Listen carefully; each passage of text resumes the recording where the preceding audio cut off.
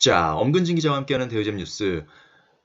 계속 지금 임대주택, 임대소득세 관련한 궁금증이 상당히 많습니다. 저희 영상에도 댓글이 계속 하루에도 뭐 몇 개씩 달리고 있어서 제가 최대한 댓글을 달아드리고 있는데, 저 또한 이게 일단 그 기준, 원칙에 입각해서 이렇게 될 것 같다라는 답변을 달아드리고 있는데요. 현장에서 실무에서 보는 또 그 판단이 조금 차이가 날 수 있기 때문에 여러분 최종 선택을 하기 전에 국세청 그리고 건강보험공단에 꼭 전화하셔서 확인을 하시는 것을 권해드립니다. 자, 어쨌든 그 지금 가장 많은 이제 질문들은 그러면 임대사업자 등록을 하면 뭐 일단 가산세를 안 물고 뭐 임대소득세만 내는 건 알겠는데 세무서에 등록했을 때 근데 이제 건강보험료가 늘어나면 이게 좀 부담이 되는 것 아니냐라는 질문, 그래서 건강보험료가 얼마 정도 되는 것 같냐라는 질문들이 많습니다. 이것과 관련해서 한국납세자연맹에서 보도자료를 내고 이 대략적인 그 시뮬레이션 결과를 공개를 했고요. 그리고 그것들을 좀 쉽게 확인할 수 있는, 직접 그 건보공단 홈페이지에서 확인할 수 있는 그 위치도 안내를 했기 때문에 여러분들 일단 이 영상을 한번 보신 다음에 그 건보공단 사이트 제가 달아드린 링크에 찾아가셔서 본인의 그 소득과 재산 상황을 입력하시면 예상되는 그런 지역 보험료를 확인하실 수가 있습니다. 그러니까 일단은 직장 가입자 피부양자이신 분들은 피부양자 자격을 상실하는지 유지하는지를 일단 먼저 보셔야 되고요. 그 다음에 상실하는 경우에는 지역 가입자로 전환이 되는데 그 지역 보험료가 과연 얼마나 되는지를 역시 확인을 하셔야 된다는 겁니다. 여기서는 일단 연 1,000만 원의 그 수입이 있는 주택 임대사업자 같은 경우 건강보험료가 얼마 정도 될 것이냐라는 것을 한번 살펴봤고요. 근데 결론부터 말씀드리면 임대소득세보다 건보료가 더 많이 나오기 때문에 이 부분을 꼭 살펴보셔야 된다라는 내용입니다. 자, 좀 글자가 좀 빡빡하죠. 일단 어떤 한 케이스를 납세자 연맹에서 예를 들었습니다. 직장을 다니는 남편을 둔 A씨, 그러니까 A씨는 이제 배우자, 부인이겠죠. 부인 A씨는 부부 합산 2주택자입니다. 2주택자면 월세 수입에 대해서 과세 대상이 되는데 이 A씨 명의의 주택이 한 채가 있어요. 그러니까 부부 합산 2주택자인데 한 채는 남편 명의, 한 채는 부인 명의인 것 같아요. 근데 부인 명의의 주택에 대해 남편이야 이제 직장을 다니기 때문에 직장 가입자니까 상관이 없으신데 부인인 A씨 같은 경우는 지금은 직장이 없기 때문에 남편 그 직장 가입자의 피부양자로 올라가 있지만 과연 이제 자기의 그 월세 수입이 신고가 되면서 이제 지역 가입자로 전환될 수 있는 그런 상황인 거죠. 연 1,000만 원의 월세 수입이 발생하고 있다. 이에 따라 주택임대사업자 등록을 했는데 이렇게 되면 어떻게 계산이 되느냐? 일단 총 수입 금액이 1,000만 원이고요. 여기에서 필요경비 50%를 제하고요. 50%는 500만 원을 제하게 되죠. 그러면 500만 원이 남고 그 다음에 이분은 뭐 직장을 다니는 분이 아니라 그냥 가정주부 A씨이기 때문에 다른 연소득이 그러니까 임대소득을 제외한 다른 종합소득이 2천만 원을 넘지 않는다고 생각될 수 있겠죠. 그래서 기본공제 200만 원까지 받을 수가 있습니다. 그러면 500만 원과 200만 원이 제외되면 300만 원이 남죠. 이 300만 원이 바로 이 A씨의 임대소득세 과세 표준이 됩니다. 과세 표준이라는 것은 이 금액에 대해서 이제 세금을 물리는 금액이 되는 겁니다. 그러니까 1,000만 원을 벌었지만 1,000만 원을 다 세금을 물리는 게 아니라 그 1,000만 원 중에 50%는 이 사람이 이 사업을 하기 위해서 여러 가지 뭐 비용을 쓰는데 그런 비용들이 이 주택 임대 사업에서는 한 50%는 필요경비로 인정이 된다. 그래서 50%를 제외해주고 그 다음에 이 사람은 다른 소득이 많지 않은 사람이다. 그래서 기본공제도 적용해주고 그래서 300만 원이 남았고요. 300만 원에 대해서 14%의 세율을 적용하면 42만 원이 되죠. 근데 여기에다가 지방소득세가 또 10% 포함되니까 이 사람은 임대소득세 총 46만 원이 됩니다. A씨는 46만 원의 임대소득세를 내게 되는 겁니다. 그런데 아까 이제 주택임대사업자 등록을 했죠. 그래서 사업자 등록증이 있기 때문에 이 사람이 그 건강보험료 그 피부양자 자격을 과연 유지할 수 있느냐를 봐야 되는데 사업자 등록을 한 경우에는 사업소득금액이 500만 원 이상인 경우 피부양자 자격을 상실하고 지역가입자로 가입이 됩니다. 지역가입자로 전환이 됩니다. 아까 1,000만 원에서 필요경비 500만 원을 뺐을 때 이제 500만 원 이게 이제 사업 소득 금액이 되는데요. 여기에다가 또 지역건강보험료는 이제 임대소득뿐만 아니라 보유재산 그리고 보유자동차에 따른 점수당 금액을 곱해서 산정하게 됩니다. 자, 그래서 만약에 A씨가 일단은 가장 작게 보게 되면 주택 임대 수입은 일단 1,000만 원, 그래서 소득 금액이 400만 원, 사업 소득 금액이 500만 원이라는 거죠. 예, 400만 원이나 500만 원입니다. 자, 500만 원. 그리고 그 집, 본인 명의의 집이 있으니까 이제 임대소득이 발생한 거죠. 그 본인 명의의 집의 그 가격도 입력을 해야 되는데, 이 가격은 시가가 아니고요. 시세는 아니고 과세표준입니다. 과세표준 금액을 이제 입력하게 되는데, 과세표준이라고 하는 것은 공시가격의 60%, 재산세 그 과세표준은 공시가격의 60%니까 여기서 이제 A씨의 집은 공시가격 5억 원짜리 집이라고 가정을 한 것 같아요. 공시가격 5억 원짜리. 그러니까 뭐 시가로는 시가로는 뭐 한 8, 9억 정도, 9억, 10억 정도가 되겠네요. 시가로는 8억에서 10억 정도의 집이고 공시가격은 5억이고 거기에 이제 공정시장 가액 비율 60%를 곱하면 이제 재산세 과세 표준이 나오는데 그 재산세 과세 표준을 이제 3억 원이라고 할 수 있겠죠. 공시가격이 5억이니까. 그리고 자동차는 이제 직장 다니는 남편 명의로만 자동차가 있고 이 A씨 부인 명의로는 자동차가 없다고 가정했을 때 이 A씨의 지역건강보험료 예상 금액은 월 20만 원, 그러면 1년에 240만 원으로 파악됩니다. 아까 임대소득세가 1년에 46만 원인데 건강보험료는 1년에 240만 원이 되는 거죠. 그러니까 임대소득세보다 건강보험료가 5배 조금 넘게 많다라고 볼 수가 있겠습니다. 자, 이걸 표로 간단하게 정리를 해보겠습니다. 자, 이렇게 일단 왼쪽이 소득세, 오른쪽은 지역건강보험료입니다. 이 분의 상황은 자, 2주택자이고 그 중에 한 주택에서 월세 수입이 발생하는데 그게 1,000만 원입니다. 연 1,000만 원을 지금 수입으로 받고 있고, 그렇게 되면 필요경 비율을 감안했을 때 소득 금액은 500만 원입니다. 사업소득은 500만 원. 그리고 재산세 시가표준, 과세표준은 3억 원, 공시가격 5억 원짜리 집에서 60%를 적용하면 3억 원이 되는 것이고요. 이 부인 A씨 명의로는 자동차가 없는 상황입니다. 자, 이 조건을 가정해서 뽑아보면 아까 얘기했던 대로 소득세는 46만 원, 임대소득세는 46만 원이 되는 것이고요.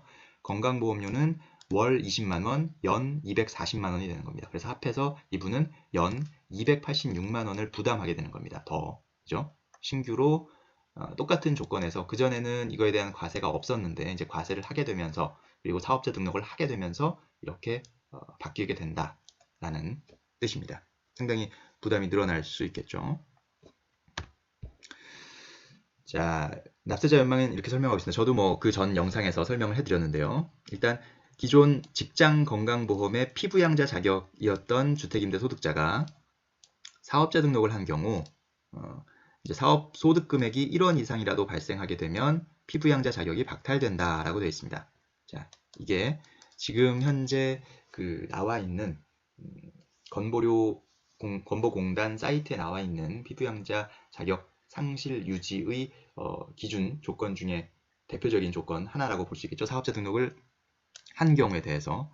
그런데 최근에 그 제 영상에도 한 분이 댓글을 달아주셨고 그 건보공단에서 이 지역가입자 전환, 그러니까 피부양자 상실 유지 이 요건을 조금 수정한 것이 있다, 변경한 것이 있다라고 댓글을 달아주신 분이 계시고요. 거기에서 기존 사업소득과 임대소득을 구분해서 예전에는 이제 주택 임대소득자가 사업소득 금액이 1원 이상이라도 발생하게 되면 바로 박탈된다고 했는데 그 사업소득 금액이 아니라 임대소득 같은 경우는 나눠서 등록을 한 사람은 1,000만 원까지, 등록을 안 한 사람은 400만 원까지는 이걸 넘지 않으면 이제 유지를 하게 해준다라는 그런 답변을 받았다는 그런 댓글이 있었습니다. 그렇기 때문에 이 부분은 본인이 한번 건보공단에 직접 내가 여기에 해당이 되는지를 한번 전화로 문의를 꼭 해보시길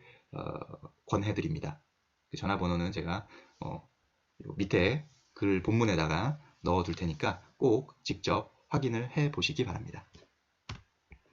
자, 국세청은 뭐라고 말하고 있냐면 일단 2주택 이상 보유자를 대상으로 임대를 하고 있는 경우에는 1월 21일까지 사업자 등록을 신청하라라는 안내문을 일단 발송했다고 하고 있고요. 그래서 이제 2019년에 발생한 임대소득에 대해서 이제 오는 5월에 확정 신고를 하게 되면 올해 11월분부터 지역건강보험료를 납부해야 합니다. 네, 이제 직장 가입자 피부양자에서 빠져나와서 지역가입자로서 지역건강보험료를 내야 된다라는 이야기고요. 자, 약세자연맹에서 정리해준 피부양자에서 제외되는 사유를 다시 한번 보겠습니다. 이자 등 소득금액의 합계액이 연 3,400만 원을 초과하는 경우, 네. 그러니까 여기에 해당이 되면은 일단은 빠지는 거죠. 하나라도 해당이 되면. 그 다음에 재산세 과세표준의 합계액이 9억 원을 초과하는 경우, 그리고 재산세 과세표준의 합계액이 5억 4천만 원 초과 9억 원 이하이면서 이자 등 소득금액이 연 1,000만 원을 초과하는 경우, 그리고 여기서 중요합니다. 사업자 등록이 있으면서 사업소득금액이 발생하는 경우, 여기에서는 이제 1원이라도 발생하게 되면 해당이 되는 거죠. 사업자 등록이 없으면서 사업소득금액이 연 500만 원을 초과하는 경우, 이게 이제 기존에 현재에도 건보공단 사이트에 나와 있는 피부양자 제외 사유입니다. 네. 그렇기 때문에 일단은 저희는 이거를 토대로 판단할 수밖에 없어요. 현재 건보공단 사이트에서 안내되고 있는 또 시행규칙과 시행령에서 정의하고 있는 그런 사유이기 때문에 이 사유를 따라갈 수밖에 없는데, 다만 이제 올해부터 임대소득이 전면 과세되면서 정말로 건보공단이 사업소득과 임대소득을 구분해서 보는 건지, 그렇다면 임대소득에 대해서는 기존 사업소득과 동일하게 보지 않고 사업자 소득이 있는 경우에는 1,000만 원, 없는 경우에는 400만 원까지는 유지를 시켜주는 건지, 네, 요 부분을 꼭 확인을 해보시라는 얘기고요. 자, 이거는 역시 소득금액이라는 거죠. 수입금액과 소득금액은 구분이 있죠. 수입금액은 온전히 내가 지금 다 받은 돈을 얘기하는 거고요. 소득금액은 필요경비를 제외하고 계산된 부분, 50%를 계산한 부분이라고 보시면 되겠습니다.